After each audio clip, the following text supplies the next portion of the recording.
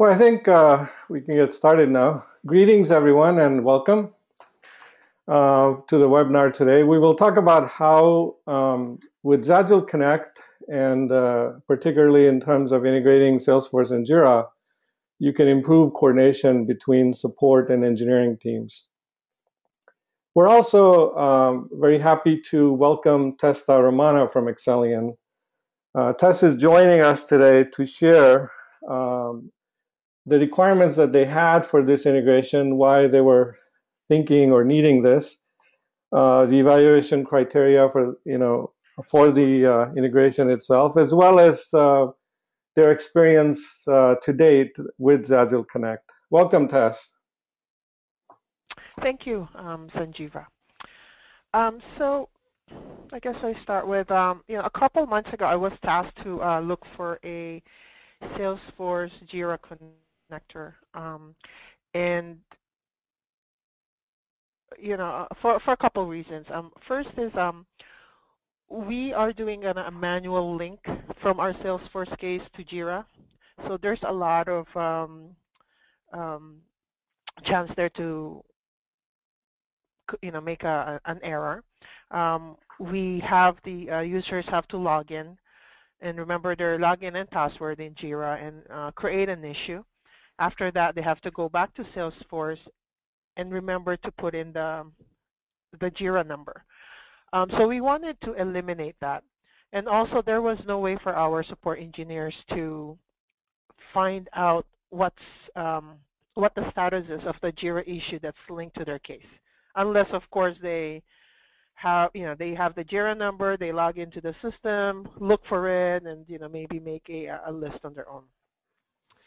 So with that in mind, I made a list of what we're looking for a Salesforce JIRA connector. So we want something that will enable us to search issues in JIRA to avoid creating duplicate issues. We want a way to create a JIRA issue from Salesforce. That way we don't have to log into two systems. We also want a way to link a case to an existing JIRA issue and then automatically display the case info in JIRA and the JIRA info in Salesforce. I mean, no more manual entry. And then add to that, we want the ability to push files in both systems, to add comments, to improve the communication between support engineers and developers. And then as the person in charge to implement this connector, I wanted something easy to install and configure. And then the last requirement is, as the person making the recommendation to our CFO, I also wanted something not too expensive. So not a lot of requirements, really. So the whole, I guess, the journey, the project started a couple months ago, I think, or 2.5 months ago. So the first thing I did was I asked our Salesforce account rep for a recommendation.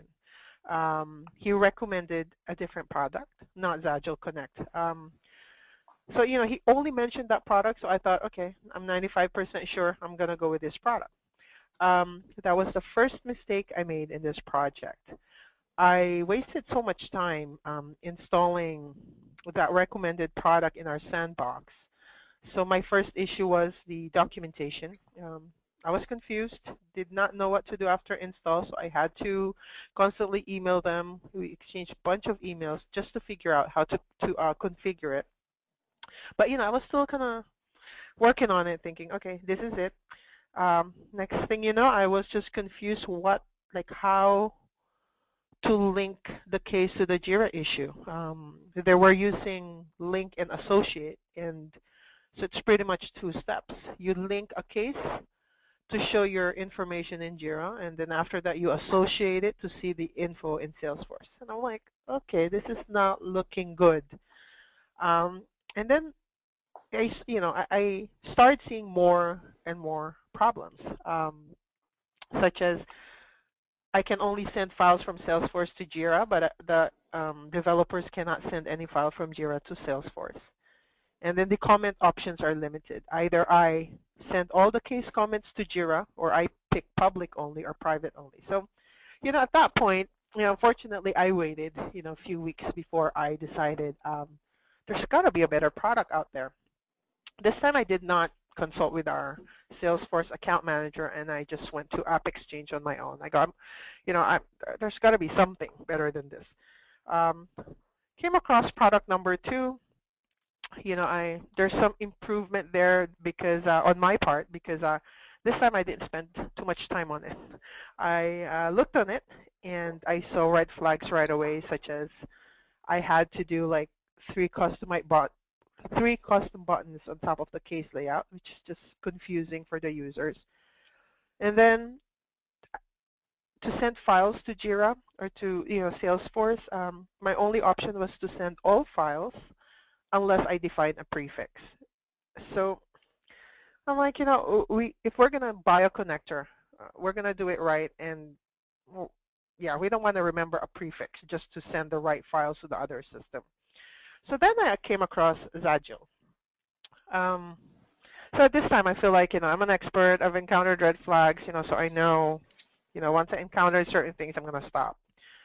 So got the trial. I installed zAgile in our sandbox. Um, it was so easy to install and configure. Honestly, initially I thought it was just too good to be true. Maybe I missed something because it was just short. I really didn't do much, but I guess everything was there. So when I checked, with Sanjiva, I was actually done with the configuration. So I was happy about that, and then just all the nice things followed. It was easy for me to add the section, the JIRA issues section, to the case. The visual force was done, and then the buttons were located exactly where I want them. The search function worked well. Right there from the case, I can search an issue, takes me to JIRA. I can get more info, or if you really want to just be taken to the JIRA screen, it can also do that. And then with the files, it was, I just don't know why other products don't get it, but zAgile Connect allowed us to attach files and send it from Salesforce to JIRA without remembering any prefix and without, limiting us. Even developers can send files. They can attach files to their JIRA issue and send it to the Salesforce case.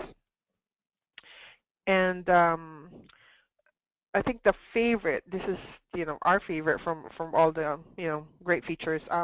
It was the comments. It was very easy. We're not limited to what comments we're gonna send to JIRA system. All we had to do was put like a hashtag JIRA to send a comment from the case to the JIRA system, and then the developers had to do the same thing, like a hashtag Salesforce to send us a comment, and it really improved the communication on both sides, because once we have a hashtag a comment, then our support rep is notified, so they don't have to look through their email to see, oh, did this developer contact them. So yeah, in conclusion, how did zAgileConnect improve the support efficiency? I was doing this for the technical support organization. The first thing that comes to mind is we saved a lot of time and improve customer service. Our reps don't have to remember what their username and password is. When they're working on a case, they can now search if the issue is an existing bug in JIRA. That way they don't waste time troubleshooting it. If it's not an existing bug, then they troubleshoot, and once they figure it out, okay, this is not something we can fix, then right from the case they can create an issue. And we have pre-populated fields, and then we just submit. After we submit, the the JIRA information is now displayed on the case. And at the same time, the case information is displayed in JIRA. So the developers also love this because now they don't rely on our manual entry in the JIRA system. They get the case number, they get the case owner, and then they get the account name. Another advantage is we now have a workflow. So when a linked JIRA issue is resolved or closed, we can now alert our support rep. So then they know that they have a case that's linked to that issue, and now they can contact the customer. So it's great. We're the technical support groups loving it. The developers are also liking it because it makes it easy, and they know it's easy to keep track. That they communicated the information to our support engineer because it's right there on the JIRA issue. And at the same time, our support rep, they don't have to depend on their emails because on their case, it's noted when was the last time they were when was the last time a developer communicated to them. And then we now have a way to contact our customers, to go through a list of cases and contact our customers every time we have a release, because we now have an easy way to, we can have a view and say, okay, this case is linked, I'll contact the customer, okay, close it. Then, we can work on that view now versus before, we have to, I'm not actually sure how they were doing it before. They probably had to run a report on JIRA to see the accounts that were connected. I think that's it. So we've had it for, has it been a month or more than a month, I would think. And yeah, things are going well. And the great thing is, if we have questions, we encounter issues, we're not alone, which, I've experienced that before when, after you purchase a product, well, it takes forever to hear from the support team. And we're happy that after we purchase the product, we're done implementing it. I mean, Sanjeeva's just there. Their support team's there, easy to reach, and they're very aggressive. They don't just give us, oh, here's a link, here, troubleshoot it on your own. They really walk us through, and, if I'm kind of slacking a little bit, they do email me and say what's going on and if there's something they can do. And they definitely help us resolve our issues faster. Sanjeeva, I think that's it. Great. Thank you, Tess. There's a couple of questions. Also, if you have a few minutes to Sure, hang around. So one of the questions that came up, and actually it's one that a lot of people encounter, is the connectivity between Salesforce and on-premise JIRA. So one of the areas where, this is obviously a prerequisite to getting this to work, is that JIRA needs to be accessible through a secure connection to Salesforce, at least to the whitelisted Salesforce IP addresses. So, so one question is, were there any issues in establishing this connectivity for you guys, between Salesforce and your on-premise JIRA? No. That's where you give them.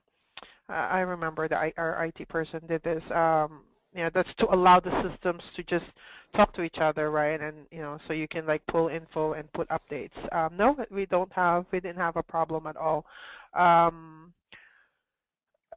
I know initially that was like, we thought it will be an issue. We're like, okay, we just needed to get the approval from IT, and they didn't see any reason why it is a problem. Okay, great, thank you.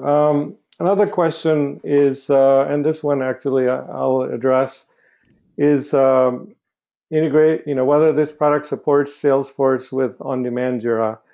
Well, the answer is currently no, but I am happy to say that it's a direction that we are taking. So before the end of the year, we will have support for Atlassian On Demand. So one of the other things, Tess, I wanted to ask, just taking a couple of steps up a little bit, because you talked about your requirements and the criteria and experience. But I think, perhaps you can also, because in our experience, I mean, we speak with a lot of different people that are requiring integration, and each one, for example, has different needs. Sometimes they're needing to have automatically creating JIRA issues from Salesforce when a case is created. Other times it's just passing attachments, and sometimes it's Mm-hmm. comments, Mm-hmm. sometimes it's reporting. So everyone has sort of a different perspective on what feature they really need. And what I was hoping is you could share like some thoughts about how to think about this integration, because there's a lot that can be leveraged, obviously, because there's a lot of features here. But what's the Correct. way to think if somebody wants, someone has Salesforce and they have JIRA, how should they think about what can be achieved from this integration and what to look for it? Well, when I start any kind of implementation project for the support organization, I always reach out to the users, right? Because they're the ones who will use this on a regular basis. So I know the pain points was, they have to log into the Jira system to search. Not everyone does that. So what happens is we have duplicate issues. So it's important for us to have something in Salesforce that will enable us to easily search um, for issues in Jira, and also something. I also didn't want to be prompted. I don't want a connector that will just take me to the Jira screens, which was what product A did. I want something that the support engineer can stay in Salesforce. We have the fields, and if the information's existing on the case, we should we should not be required to re-enter those. So I want pre-populated fields, mapping fields. As much as possible, we just click submit and it pushes the information to Jira. Um, so that's very important to us, and we also know that we want to improve our customer service. We want support engineers to have visibility to that Jira issue, and zAgileConnect's doing that for us. We like the view. I know right now it's not something we can customize, but pretty much maybe we just want to add one field in there. Even your default view is really good. And so we're looking forward to your next release so we can customize that and perhaps add a field.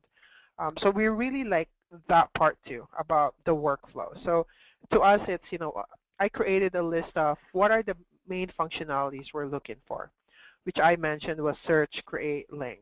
The usual display, automated info, or automatically display info. And then do I want the files from both systems? And then how are the comments pushed from both systems? Um, and really, since you're looking for a connector, you're implementing something, it's not worth to like save, I don't know, $50 or whatever and just deal with, oh, I can do that. I can just, remember, define a prefix. And that, I mean, it's, after time, if you're going to use this on a daily basis, it just takes up so much time. And I know I don't want to train new users and say, oh, by the way, remember that if it starts with SF, your file needs to start with SF and then it will be pushed. So I don't want to deal with that. I want something that's, you know, even a new user, it won't even require them a lot of training because they see that, okay, my case is linked to a JIRA issue. Oh, let me select this JIRA issue and click send attachment.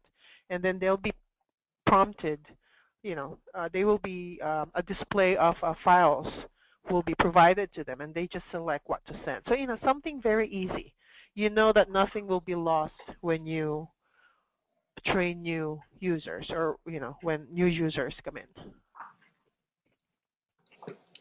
Great. So here's another question from me. So as you look ahead, I mean, I know that you've had a few weeks of experience with Zagile Connect, but what are some of the kind of wishful items that you feel it's missing, things that you'd like to see within the next 3 to 4 months? It's funny. It's like I'm such a big fan. And I know Sanjeeva's sick of this because I keep telling him I just love the product. The only thing that I want is reports on Salesforce side. I understand there are custom reports available on the JIRA side, which I haven't really checked. But Sanjeeva gave me that info. But I want something on the Salesforce side, mainly because I am kind of, I have Salesforce sysadmin permission. I'm not really doing the JIRA side, so it will be easier for me to just run reports on Salesforce, and I want to add those metrics to our existing support dashboard. That's really it. I mean, I have nothing else to ask about. The linking of cases, the comments. I mean, it's perfect. I mean, I can't even think how you can even improve that. How you'll find a better way to send the files and comments between the two systems. So no, I just want like pretty reports. Great, thank you, Tess. Yes, reports, I mean, that has come up before, and as we mentioned to you also earlier, it's on our list for 1.6. And by the way, just for everyone's sake, I'll show you some of the capabilities today, but 1.5 will be available next week. So Tess, we should work with you guys to get that set up. Now, the one other question is in terms of, I mean, it's up to you in answering, but the question is whether you are tying or whether you're thinking about tying this to customer or partner communities. Um, Funny you asked that because I am working on a community implementation right now. Not sure about displaying. I mean, I haven't worked in any support organization where we actually want our customers to see the Jira issue info. Um, Maybe. Um, don't really see. I think most support organizations. I mean, you just kind of you're in charge with the kind of case status. You want to tell your customers what's going on with the case. But I think you kind of leave the Jira side of it kind of not hidden, but I mean it's there, but I don't think um, I don't know why anyone would make that visible, like what the status is of the Jira issue. Mainly because most of the time the Jira, like the status and all that, those are kind of created the way your development teams working. So versus our case status is whether it's new, it's open, or we closed it. So no, we haven't thought of that. I don't think we'll go that route. I mean, we're happy that you know, we're just happy that the Jira issue, the status we have, kind of instant um, visibility of the status. And when we get a customer call, we get an email. It's so easy for engineers to check what's going on with the case or with the Jira issue. Okay, great. So from our perspective, actually, at this point, I mean, it is possible to, because the interaction between Salesforce and Jira is using REST API, and so we have, implemented a number of these requests and resources already that you can retrieve issue status. So it is possible to render some of that directly to customers and communities, but we do not have yet a use case for that, although I imagine that that will come up again and again. So I guess the short answer is it's possible, but we do not have a specific implementation for providing this information directly to customer or partner communities. So thank you, Tess, and you're welcome to stay on. What I'd like to do is maybe focus on some of the things that you talked about, but from a demo perspective.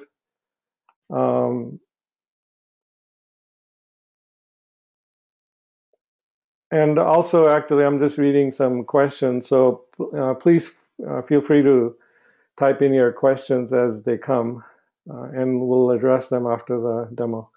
So let me move to, actually, I'll move directly to demo and show you some of the features, and particularly focusing on what we are about to release, because as Tess has pointed out, this integration we've been focusing on making it very, very deep, but it's also very support centric. So when we think of zAgileConnect, what we're really thinking about is the support engineer and what can be done to make them more efficient and productive in how they're collaborating with product engineering. So I'll move to the demo, and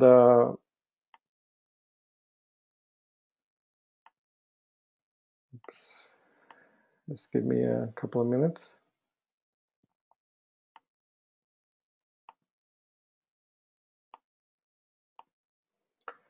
Okay, so let's start with with the case. And the first thing I want to talk about is like how the number of different ways that you can establish a relationship between a case and JIRA issue, and then we'll also go into some of the other capabilities that we have in how you pass the information, how you exchange comments and attachments, and so on. So first of all, there are a number of ways of building this relationship. So I want to start with configuration, because one of the things you can do if you so desire is in the configuration itself, we provide you with a checkbox and some default options. So what you'll see here is there's a checkbox that says auto create JIRA issue when a case is created. So in some scenarios, it may be relevant, particularly if a support team is manually creating JIRA cases, and they want the corresponding JIRA issue created automatically. So you can check this, and it will automatically create the issue corresponding to that case. It will copy the summary and description from the case to the JIRA issue. And you can also select default values for JIRA project, issue type, and priority. In fact, priority, this was actually something that Tess had wanted specifically. So we've added that in 1.5. So this allows you to set default values and automatically create issues. So that's the first way, a relationship between a case and JIRA, a very fundamental relationship can get established quickly. The second way you can do that is if a case is reported, like for example, a case may be created through customer sending email to support, or through a support agent actually manually creating the case. The second way is to potentially link it to an existing issue. So when we provide a number of different capabilities here, you can view suggested issues. So it will take the case subject and match it to JIRA. So it's the equivalent of doing a search in JIRA using that subject. And it will give you some matching JIRA issues. So you can take a look at any of these issues. So we also allow you to view full issue details within Salesforce. So here I can look at this issue. I can look at any of its attributes that are accessible to the Salesforce user.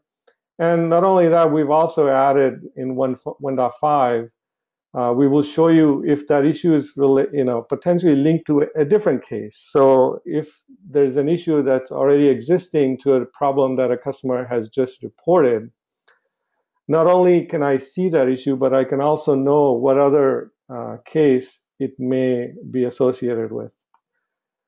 So you can look at the issue details, and then if you decide that it is quite relevant to the specific case that you are working on, then you can link it to that case.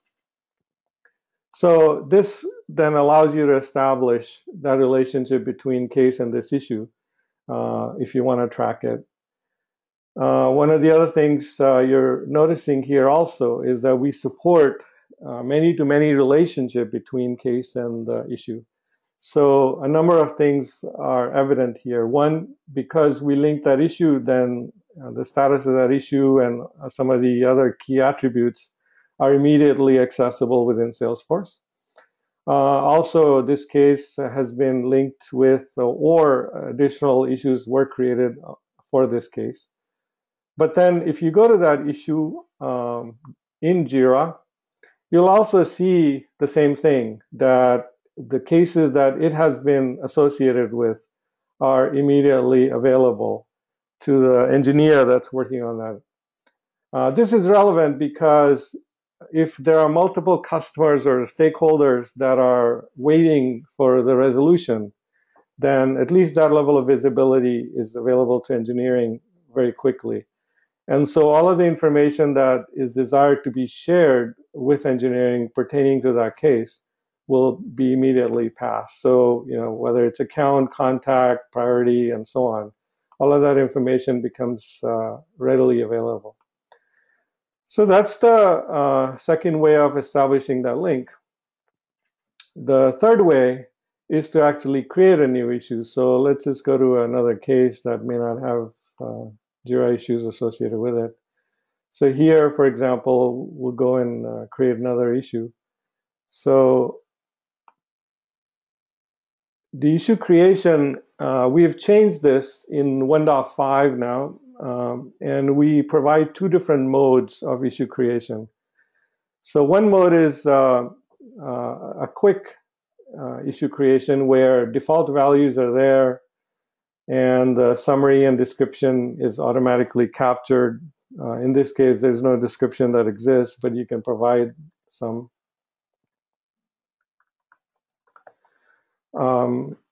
And you can just click on issue creation on create, and it will create an issue and link it to that case.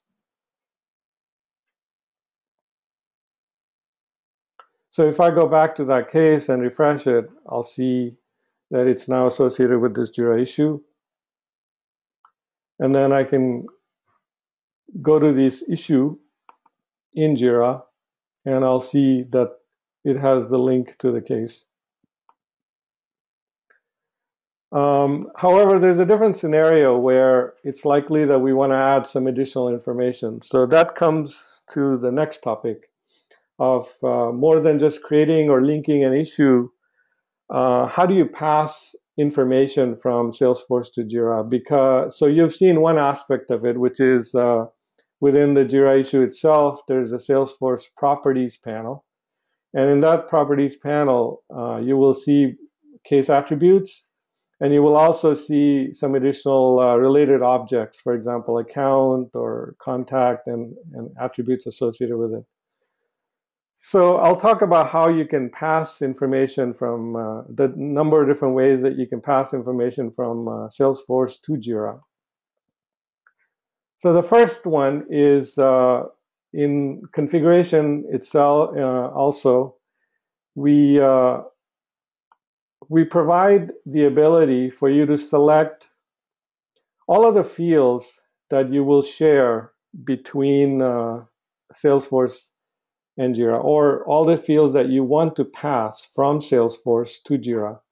So in terms of objects, we have selected contact, case, account, and asset. And then specific to these objects, including case, we will also select all the attributes. So for account ID, we want to pass phone and account type. For asset, we want to pass asset status, maybe case origin type, and so on and so forth. So this is basically the full list of case fields that can get that will get sent to JIRA.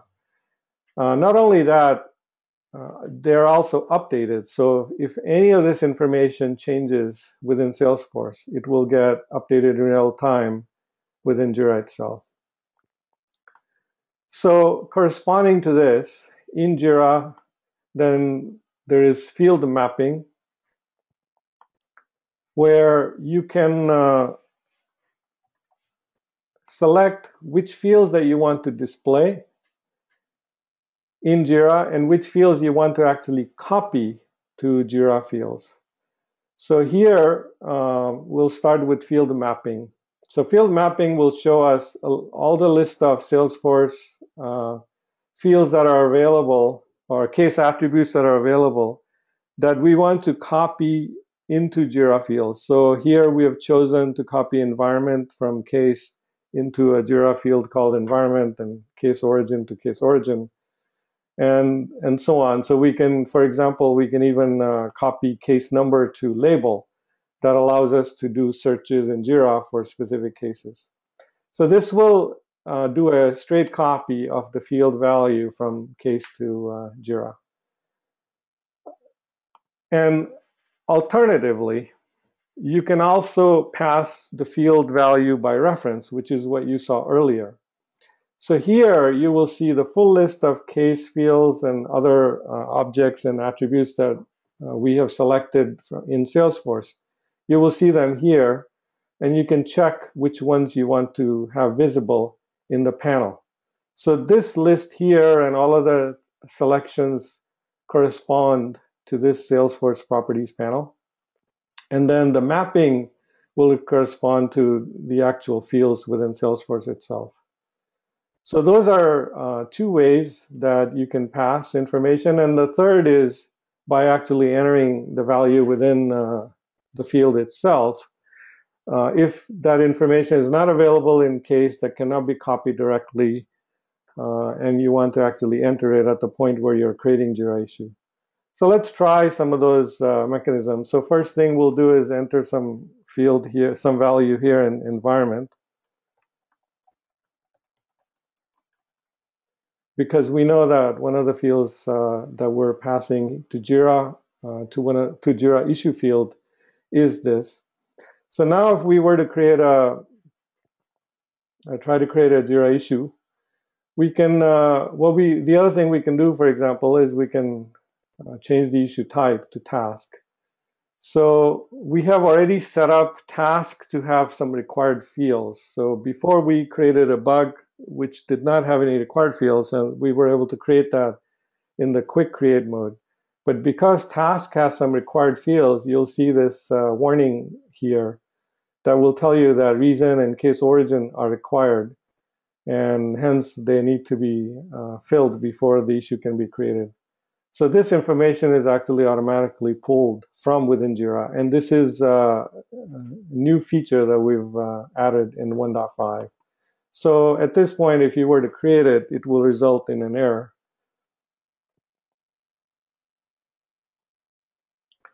So what you would want to do actually is to go into additional detail mode. So this capability in 1.5 gives you like full issue edit screen within Salesforce. Here now you have access to all of the information, and this is some of the things that people have been asking about, where not only do you want to be able to select some JIRA fields when you're creating the issue, like for example, affected versions or component, but you also want to provide some additional data. So case reason might be one. Why did this occur? Now, we have mapped case origin already. So here we don't have to fill anything because the case origin from case will automatically be copied to this. Reporter also, whomever is logged in, Salesforce user will be copied there. So this doesn't have to be filled in. But some of the other information can be. So description here, for example, we can fill in and maybe due date if we need to. So this allows us a lot of flexibility in being able to address required fields, custom fields, and so on. And now if we were to create an issue, So this issue will be created, automatically linked to the case. And then if you go to the issue itself directly, then you'll see that environment is copied here, case origin is copied here.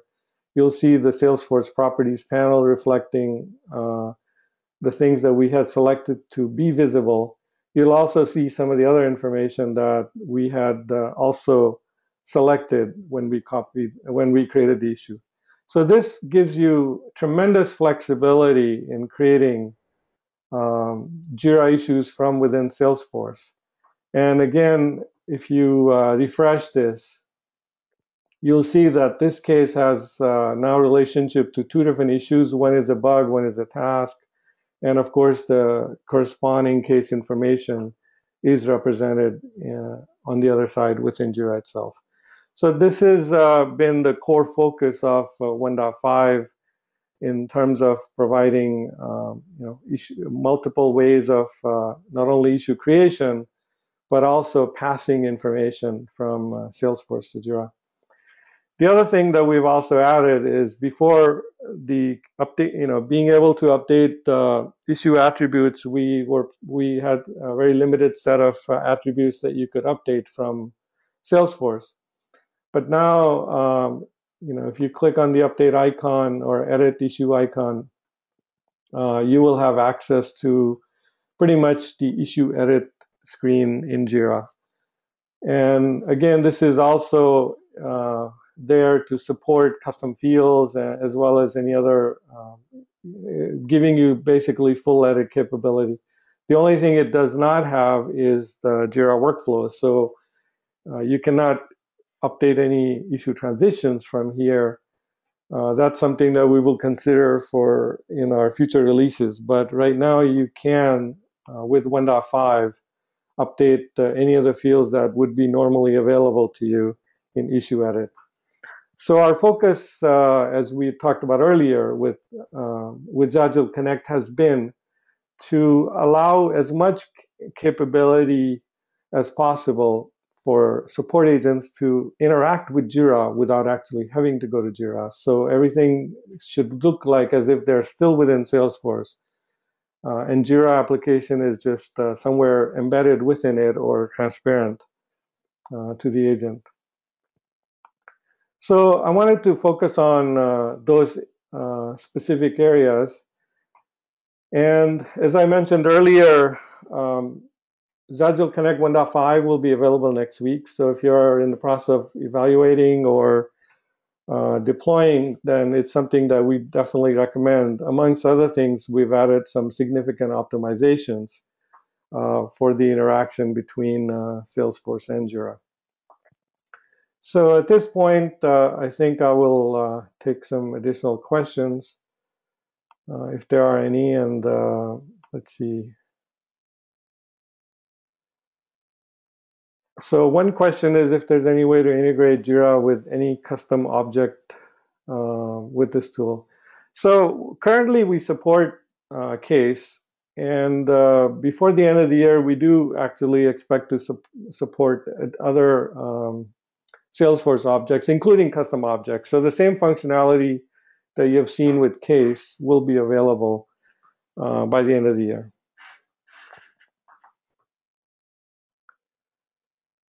So I think if there aren't any other questions, then we will wrap it up. In closing,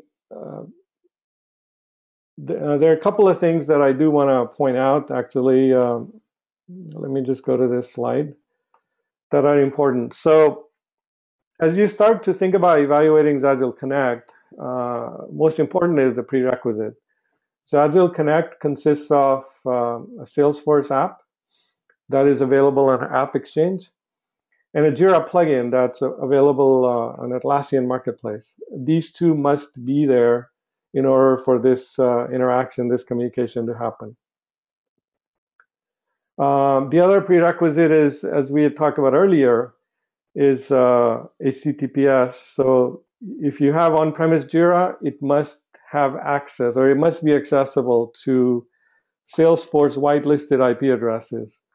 Salesforce does provide a list of those, and so this would be in many situations a matter of opening the firewall so that Salesforce can talk to JIRA. And currently we support on-premise JIRA version 608 and above. And as I mentioned earlier, we will support Atlassian On Demand soon. So most of this functionality will also now be available for Salesforce and Atlassian On Demand JIRA. And so if you want to evaluate, it is available for 30-day evaluation. Please reach out to us and we'll help you set it up and answer any questions regarding installation and configuration. The whole process normally, if JIRA is accessible and the connectivity is there, particularly SSL certificate is available and everything is ready, then the actual installation configuration should take no more than 45 minutes to an hour.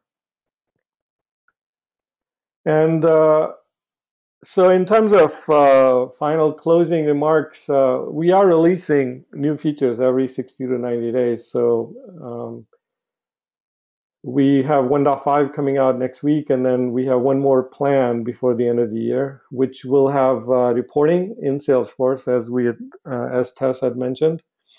And we're also planning to support other objects with the same capabilities.